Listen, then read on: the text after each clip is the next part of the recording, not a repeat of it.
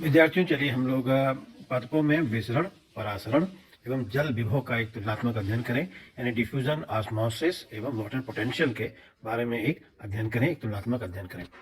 आप बच्चों इस चित्र में देख सकते हैं कि ये डिफ्यूजन बता रहा है और ये चित्र ऑस्मोसिस बता रहा है। डिफ्यूजन में हम देख सकते हैं कि ये जो रेड कलर से ये सैल्यूट मॉलिक्यूल से या विलेय है, इसको पानी में डाला गया है और ये फिर ये चारों तरफ ये फैल रहा है। यानी डिफ्यूजन में क्या होता है कि कोई भी मॉलिक्यूल या एटम या कोई भी कण अपनी अधिक सांद्रता से उस चारों तरफ फैलता है जहां उसकी सांद्रता कम होती है। तो इस तरीके से यह विसरण है या डिफ्यूजन की क्रिया है। डिफ्यूजन आप देख सकते हैं और ये ब्लू कलर से वाटर मॉलिक्यूल्स है, ये सैल्यूट है और ये फैल चुका है। इस तरीके से ये है डिफ्यूजन या विसरण है। परासरण में देखिए, परासरण क्या होता है, ऑस्मोसिस क्या होता है कि पहली बात, ऑस्मोसिस में एक झिल्ली की आवश्यकता होती है, अर्धपारगम्य झिल्ली। अर्धपारगम्य झिल्ली या सेमी परमिएबल मेम्ब्रेन वो मेम्ब्रेन होती है जो केवल जल के अणुओं को आर पार जाने देती है या केवल सॉल्वेंट के मॉलिक्यूल्स को आर पार जाने देती है और विलेय यानी सैल्यूट मॉलिक्यूल्स को आर पार जाने नहीं देगी। जैसे रेड कलर से इसमें सैल्यूट है और ये झिल्ली जो है ग्रीन कलर से दिख रही है, यह सैल्यूट को आर पार जाने नहीं देगी। जैसे देखिए सैल्यूट में इसमें 6 मॉलिक्यूल्स हैं, इधर इसमें ज्यादा हैं, तो ये 6 मॉलिक्यूल्स इधर 6 मॉलिक्यूल्स ही रहेंगे, ये इस पार नहीं जाने देंगे। इसीलिए इसको हम कहते हैं सेमी परमिएबल मेम्ब्रेन। यानी अर्धपारगम्य झिल्ली वो होती है जो केवल सॉल्वेंट यानी जल के अणुओं को आर पार जाने देगी, सॉल्यूट को जाने नहीं देगी।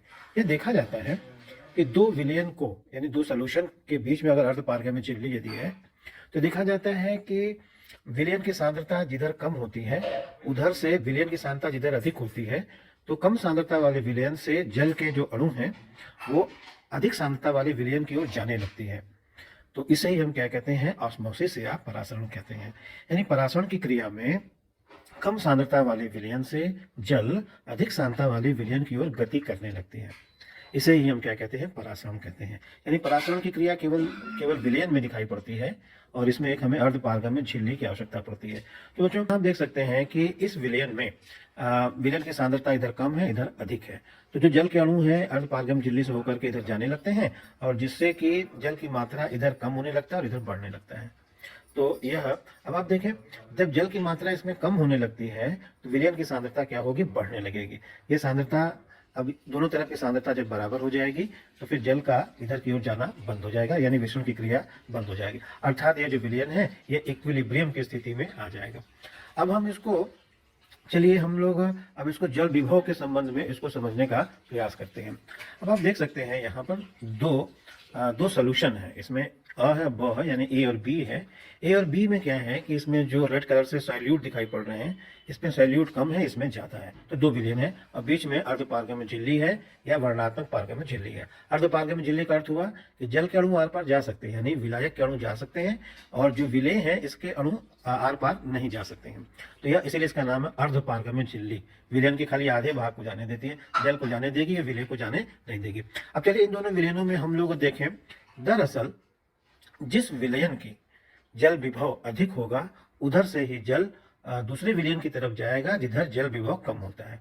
यानी किसी भी विलयन का जो जल विभव होता है, वाटर पोटेंशियल होता है, उसमें वाटर के मूवमेंट की यानी जल की गति की क्षमता को व्यक्त करता है। चलिए देखिए, ए विलयन में सैल्यूट कम है और बी विलयन में सैल्यूट की मात्रा ज्यादा है, तो ये देखा जाएगा कि ए में अब आप देखें, अगर ये शुद्ध जल होता तो इसका जल विभव या वाटर पोटेंशियल अधिकतम होता, यानी 0 होता अधिकतम।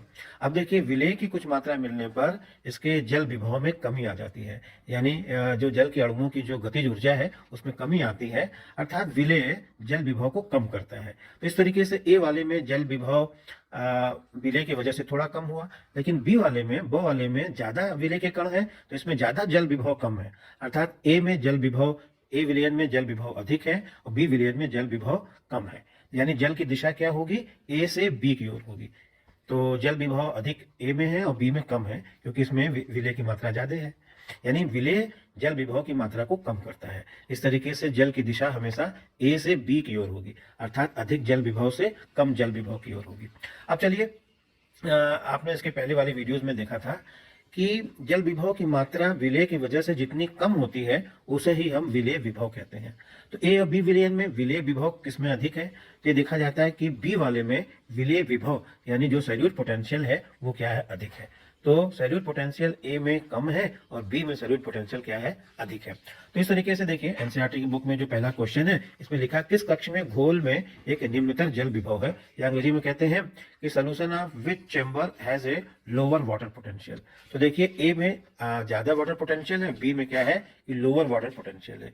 दूसरा प्रश्न है किस कक्ष में घोल में निम्नतर विलेय विभव है, या अंग्रेजी में इसको कहते हैं कि solution of which chamber has a lower salute potential, यानी लोअर सैल्यूट पोटेंशियल, यानी ए में सैल्यूट पोटेंशियल कम है और बी में सैल्यूट पोटेंशियल क्या है, ज्यादा है। यानी जो विलेय विभव है, विलेय विभव ए में कम है और बी में क्या है, ज्यादा है। यानी विलेय विभव हमेशा जल विभव को कम करता है, इसीलिए जल विभव ए में अधिक है क्योंकि इसमें जो विलेय जल विभव ए में अधिक है क्योंकि इसमें विलेय विभव कम है, और बी में जल विभव अधिक है, जल विभव कम है इसमें बी में क्योंकि इसमें विलेय विभव अधिक है। यानी विलेय विभव जल विभव की मात्रा को कम करता है। अब अगला क्वेश्चन क्या है, परासरण किस दिशा में संपन्न होगा। तो परासरण हमेशा अधिक जल विभव वाले विलयन से कम जल विभव वाले विलयन की ओर होता है। तो ए का जल विभव अधिक है तो परासरण की दिशा यानी जल के अणुओं की दिशा ए से बी की ओर होगी। अब देखिए अगला क्वेश्चन क्या है, किस विलयन का उच्च विलेय विभव उच्चतर होगा। तो इसको अंग्रेजी में हम देखिए कहते हैं which solution has a higher solute potential, यानी किसमें विलेय विभव ज्यादा है, इसमें विलेय विभव कम है इसीलिए जल विभव अधिक है, इसमें विलेय विभव ज्यादा है इसीलिए जल विभव इसमें क्या है, कम है। यानी अगर सीधा सीधा उत्तर दिया जाए तो ए में जल विलेय विभव या सैल्यूट पोटेंशियल कम है और बी में क्या है, ज्यादा है। अगला क्वेश्चन देखिए है यानी साम्यता के समय किस कक्ष में जल विभव निम्नतर होगा। यानी इसको देखिए क्या लिखा है, at equilibrium which chamber will have lower water potential, यानी इक्विलिब्रियम हो जाएगा। तो इक्विलिब्रियम का मतलब है कि जल ए से बी की तरफ जाएगा, तो जब जल ए से बी की तरफ जाएगा तब ये देखा जाएगा कि ए की विलयन की सांद्रता धीरे धीरे बढ़ेगी और इसकी क्या हो जाएगी, विलयन की सांद्रता घटेगी। यानी जब दोनों तरफ की विलयन की सांद्रता बराबर हो जाएगी तब जो है यानी परासरण की क्रिया रुक जाएगी, यानी दोनों में जल विभव की मात्रा तब बराबर हो जाएगी। अब आप देखिए अब अगला प्रश्न क्या है, यदि एक कक्ष में जल विभव का मान -200 kPa है और दूसरे में क्या है 1000 kPa है ना, तो किसमें उच्चतर जल विभव होगा। यानी अगर तो लिखा है what will be the direction of movement of water when two solution, अच्छा ये क्वेश्चन है, आप इसको देखें। If the chamber has a water potential of -2000 kPa and the other -1000 kPa, so which chamber has the higher water potential।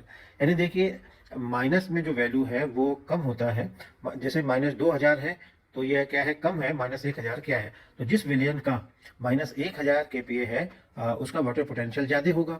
यानी अगर इसमें देखा जाए तो इसका अगर -1000 है तो जल विभव इसका ज्यादा होगा, और इसका अगर -2000 है तो जल विभव उसका क्या होगा, कम होगा। तो हमेशा जो जल की दिशा होगी, जल की गति की जो दिशा होगी एक -1000 से -2000 की ओर होगा। अब आप देखिए अब अगला क्वेश्चन क्या लिखा हुआ है, अगला क्वेश्चन ये है कि what will be the direction of the movement of water when two solutions with water potential क्या है 10.2 MPa है और दूसरे का है 10.1 MPa है। तो इस तरीके से देखा जाता है कि 10.2 MPa का जल विभव अधिक है, -1 का कम है, तो जल की दिशा 10.2 MPa वाले विलयन से 10.1 विलयन वाले की ओर होगा। तो चलिए अब हम लोग इस चित्र में हम लोग देख सकते हैं, इसमें भी परासरण या ऑस्मोसिस की क्रिया को दिखाया गया है। यह एक थिसिल फनल है जिसमें कि ये एक अंडे की झिल्ली इसमें लगाई गई है। अंडे की झिल्ली अर्धपारगम्य झिल्ली होती है और उसके बाद ये बीकर, इसमें जल है। तो थिसिल फनल को उल्टा करके रखा गया है और इसमें एक शुगर सोल्यूशन है।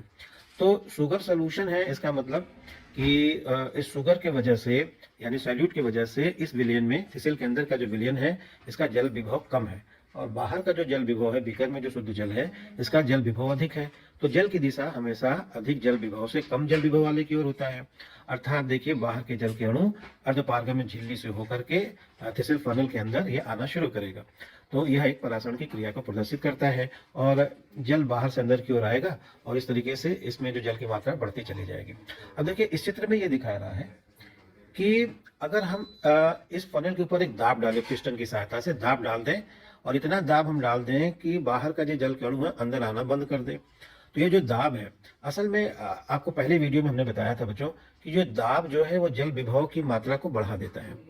तो इस विलय की वजह से जल विभव में जितनी कमी आई थी, और यदि हम दाब हमेशा जल विभव को बढ़ाता है। अगर दाब हम बढ़ा दें, और दाब अगर बढ़ाने से जल विभव की मात्रा यदि बढ़ करके शुद्ध जल के बराबर हो जाती है, ऐसी स्थिति में बाहर के जल के अणु अंदर आना बंद कर देता है। ये जो दाब है, और मतलब हम कम से कम इतना दाब डालें कि जल के अणु का अंदर आना बंद हो जाए, तो ये जो दाब है इसको हम कहते हैं परासरण दाब कहते हैं। तो विलय की मात्रा जितनी अधिक रहेगी, परासरण दाब की मात्रा भी उतनी अधिक रहती है। इस तरीके से परासरण दाब क्या है भाई? परासरण दाब की वह मात्रा है जो हम विलयन के ऊपर हम लगा दें तो परासरण की क्रिया रुक जाए, अर्थात बाहर का जल अंदर आना बंद कर दे। तो इस तरीके से यह एक परासरण दाब है। ये जो विलय विभव है, या इसको हम ऑस्मोटिक पोटेंशियल भी कहते हैं। ऑस्मोटिक पोटेंशियल और ये जो दाब विभव है, दोनों की मात्रा बराबर होती है। बस ये जो ऑस्मोटिक पोटेंशियल है या सैल्यूट पोटेंशियल, यानी विलय विभव और परासरण विभव, ये दोनों एक ही है। बस दाब विभव प्लस में होता है, और ये विलय विभव या ऑस्मोटिक पोटेंशियल माइनस में होता है। तो बच्चों, यह इसमें हम लोग इस वीडियो में हम लोग परासरण, विसरण और वाटर पोटेंशियल के बारे में हम लोगों ने अध्ययन किया। और यदि आपको वीडियो पसंद आया तो सब्सक्राइब कर दीजिए, लाइक कर दीजिए और बेल बटन को दबा दीजिए। ऐसा करने से आपको नया वीडियो अपलोड होते ही तुरंत मिल जाएगा। Thank you.